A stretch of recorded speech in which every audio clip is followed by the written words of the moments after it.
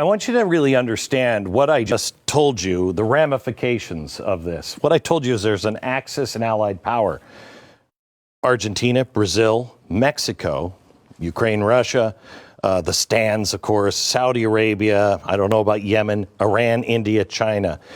Those are all part of an ally. Now, everybody's talking about gold. Oil. What would that mean for oil? But I just told you it also affects the U.S. dollar.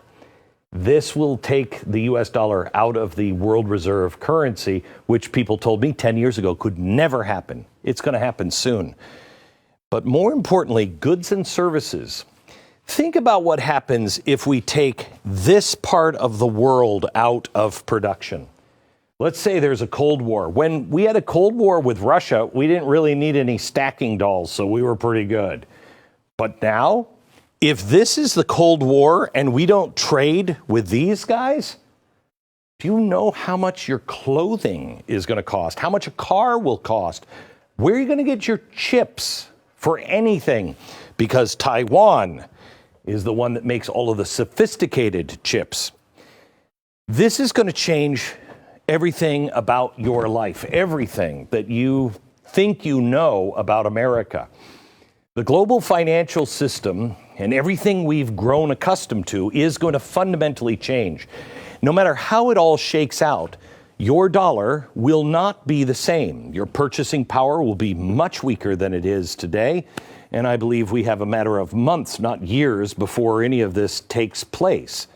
Okay, so what is taking place right now? Well, this is not unusual. This is just going to be very disruptive.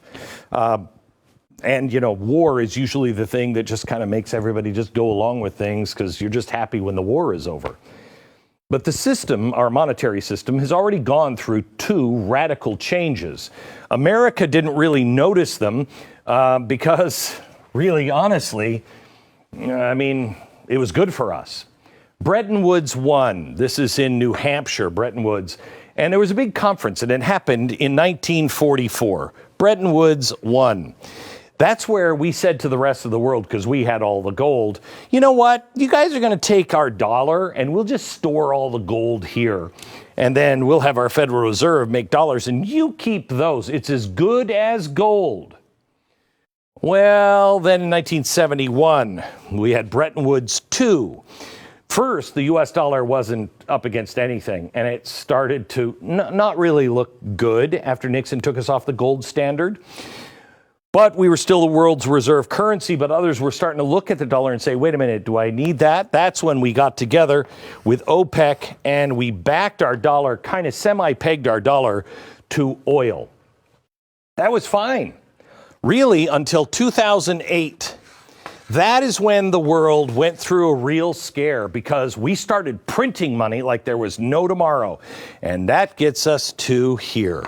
March 22, Bretton Woods III. The beginning of Bretton Woods III has just happened, and no one is really talking about it. I don't know if you remember the show where I did the trust implosion chalkboard. This several years ago. I said that when trust breaks down on all levels, it will lead to one thing. What was that one thing? Well, if you watched my show, maybe Joe Biden watched my show as well, because this is what I said, and this is what he said 2 days ago. We are at an inflection point, I believe, in the world economy. Not just the world economy, in the world. It occurs every 3 or 4 generations. And now is a time when things are shifting. There's going to be a new world order out there. And we've got to lead it. And we've got to unite the rest of the free world in doing it. So we're going to change the world as you know it. A new world order. I said on that program, too, new world order comes, and usually comes through war. Now, he was talking about a shift in the world economy. He called it an inflection point. He said it happens every 3 or 4 generations, roughly 100 years. But we're actually on a cycle that lasts 30 to 50 years. Bretton Woods I, 1944, Bretton Woods II, 1971, and now Bretton Woods III. Mark the date for the history books. Bretton Woods III just occurred, and a new world order is taking shape. Mao once said, "There is no construction without destruction." And that's what's happening to the financial system. This month, all of the G7 countries shut off the Russian central bank's access to nearly all of its foreign currency reserves, $630 billion. Now, if you're Russia, that money is now effectively gone. It no longer exists. So if the global financial system can just decide that your money can suddenly go poof, what the heck is money? Is this all a con? Why would the global financial elite reveal this charade? You know, it's almost like they want everything to come crashing down. They want the destruction in order to commence with reconstruction. I showed you this earlier. China is racing to construct their own system backed by a central bank digital currency. It will be backed by oil and gold. It will be backed by commodities. But the Great Reset and the IMF has been planning this for quite some time as well. This is from the World Economic Forum in 2014, the exact same time the global community was delving out sanctions on Russia for taking Crimea from Ukraine. Quote, "Does global finance need a new Bretton Woods?" If anyone says I'm spreading conspiracy theories about Bretton Woods 3 and the current radical change of the financial system, these are their own words. And this was 8 years ago. They called their shot like Babe Ruth pointing to the stands, but we just didn't know what they meant back then. They called out China for not playing ball. Quote, "The situation has been aggravated further by the evolution of the China-led architecture in Asia." They were all but pleading for China to join them. But I told you earlier, before the break, China's response to Western-backed sanctions against Russia was to accelerate their project of creating a central bank digital currency. Now, fast forward 5 years, and the World Economic Forum began pushing for a one true global currency, their words, not mine, administered by the IMF, the International Monetary Fund.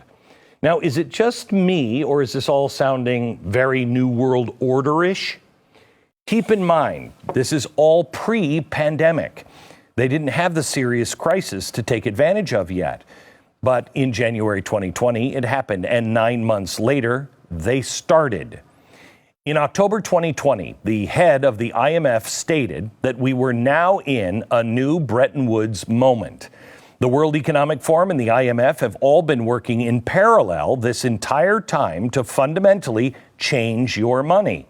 So what's the plan? What's their solution to a new Axis system backed by a Chinese digital yuan?